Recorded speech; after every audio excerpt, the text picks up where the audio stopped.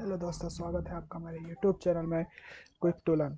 Today we will discuss about constructor in Python. तो Python में constructor क्या होता है आज हम वो पढ़ने वाले हैं। तो सबसे पहले हम देखते हैं कि कंस्ट्रक्टर में पाइथन क्या होता है। तो अब हम देखते हैं कि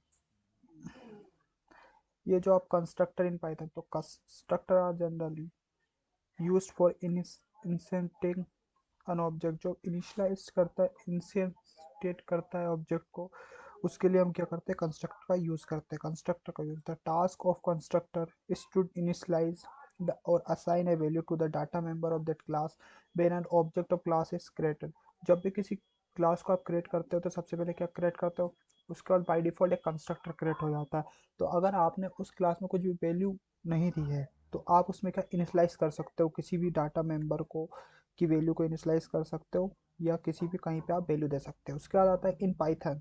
सो द डेप्थ, ये अंडरस्कोर इनिट, ये जो मेथड होती है इसकी मदद से क्या करते हो, आप एक कंस्ट्रक्टर क्रिएट करते हो। Method is use to call the constructor and it's always called when an object is created.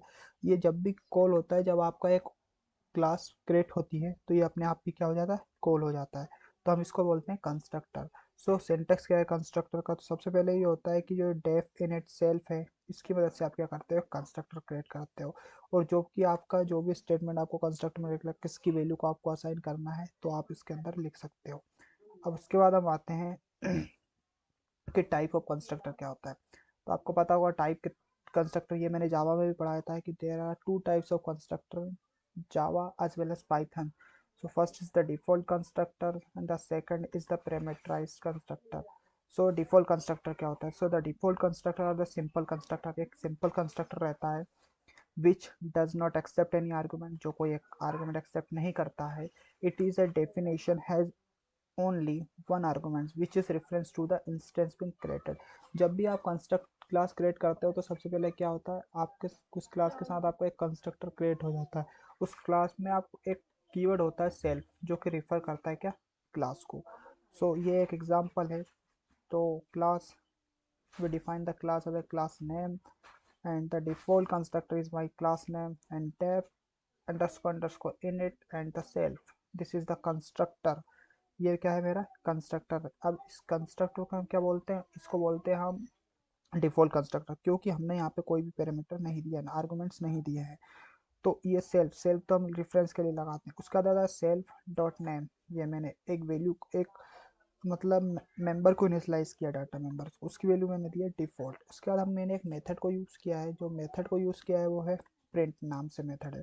अब मैंने इस सेल्फ डॉट नेम, तो ये रिफ़र किसको करेगा, ये इसके करंट ऑब्जेक्ट को रिफ़र करेगा। एंड द नेम मैंने इनिशियलाइज किया अपने कंस्ट्रक्टर में, तो ये यहाँ पे इसको इनिशियलाइज कर लेगा। उसके बाद हम आते हैं कि हमने एक इसका ऑब्जेक्ट क्रिएट किया, ये हमारा ऑब्जेक्ट है उस क्लास का, और डिफॉल्ट क्लास हमारा क्लास नेम है। The object dot print, print dot operator मैंने बताया था आपको कि क्लास एंड ऑब्जेक्ट में, कि आप डॉट ऑपरेटर की मदद से आप किसी भी attribute as well as member function को आप क्या कर सकते हो, एक्सेस कर सकते हो। सो ये आउटपुट क्या है, इसका डिफॉल्ट आया। उसके बाद हम देखते हैं कि सेकंड कौन सा होता है, हमारा होता है पैरामीटराइज कंस्ट्रक्टर। सो पैरामीटराइज कंस्ट्रक्टर क्या होता है, पैरामीटराइज मतलब आप नाम से समझ जाते हो कि इसमें कोई क्या दिया जाता है, पैरामीटर्स दिए जाते हैं। जो अब डिफॉल्ट में हम कुछ भी पैरामीटर नहीं देते थे। So the parameterize constructor take first argument as a reference. So reference कौन सा आर्गूमेंट रहेगा, इसका फर्स्ट आर्गूमेंट रहेगा वो सेल्फ रहेगा। And the rest arguments are provided by the programmers. जो भी रेस्ट आर्गूमेंट रहेंगे वो किसके द्वारा दिए जाएंगे, प्रोग्रामर्स के द्वारा दिए जाएंगे। तो इसलिए हम इसको बोलते हैं पैरामीटराइज कंस्ट्रक्टर।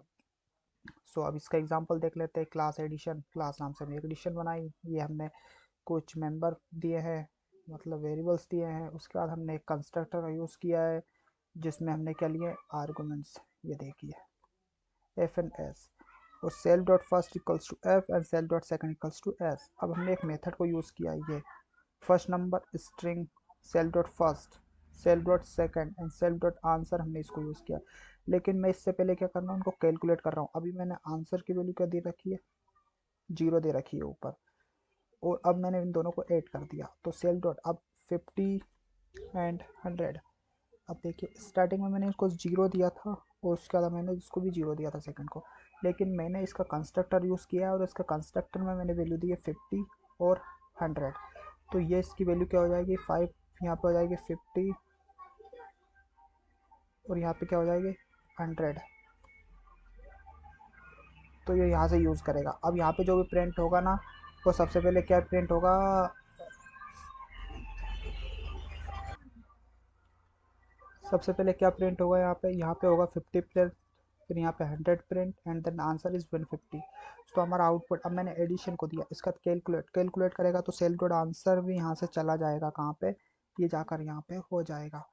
सो यहाँ पे फर्स्ट एंड द सेकंड की वैल्यू उठ कर आएगी। और डिस्प्ले हमको करना है तो डिस्प्ले मेथड लगाइए, तो first number, second number and the addition. So this is the output of your program. उसके बाद हम आते हैं कि एडवांटेज और डिसएडवांटेज क्या है। आप कंस्ट्रक्टर को यूज़ तो करते हैं, लेकिन इसका एडवांटेज और डिसएडवांटेजेस क्या है। तो इसके एडवांटेज है, किसी भी ऑब्जेक्ट को आप इनिशलाइज कर सकते हो। इनिशलाइजेशन अभी मैंने आपको बता दिया कि वेरिएबल किस तरह से आप इसको असाइन कर सकते हो। उसका ईजी टू इम्प्लीमेंट है कि आप जो अंडरस्को इनिट नाम से आप मेथड को यूज़ करके आप इसको इनिशलाइज ईजी टू इम्प्लीमेंट कर सकते हो, और ईजी टू अंडरस्टैंड भी है। बेटर रीडेबिलिटी कोड, आप बेटर रीडेबिलिटी कोड ऐसा है कि आप कंस्ट्रक्ट को यूज़ कर रहे हो तो आप चेक कर सकते हो क्या किस वैल्यू को कहाँ पर असाइन कर रहे हो। इनकेप्सुलेशन भी इसमें होता है, क्योंकि आप डाटा मेंबर उनको सब इनकेप्सुल करके आप एक क्लास में रखते हो।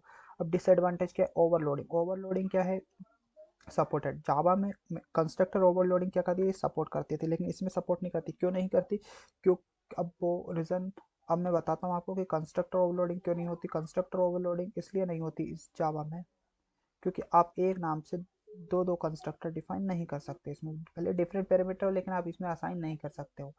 उसके बाद आता है लिमिटेड फंक्शनलिटी। लिमिटेड फंक्शनलिटी मतलब कि आप लिमिटेड फंक्शनलिटी है इसमें, कि आप जैसे हम जावा में करते थे कंस्ट्रक्टर को हम क्या करते थे, मॉडिफायर एक्सेस मॉडिफायर दे देते थे कि पब्लिक होगा प्राइवेट होगा कंस्ट्रक्टर, लेकिन इसमें ये नहीं है। उसका कंस्ट्रक्टर में भी अननेसेसरी, इसमें कोई कंपलसरी नहीं कि आपको कंस्ट्रक्टर लिखना है। बाय डिफॉल्ट डिफॉल्ट कंस्ट्रक्टर होता है, लेकिन आप इसमें लिखना पड़ता है, पर आप इसमें नहीं लिख सकते हो। तो ये कुछ होते हैं क्या कंस्ट्रक्टर को मतलब। So thank you guys.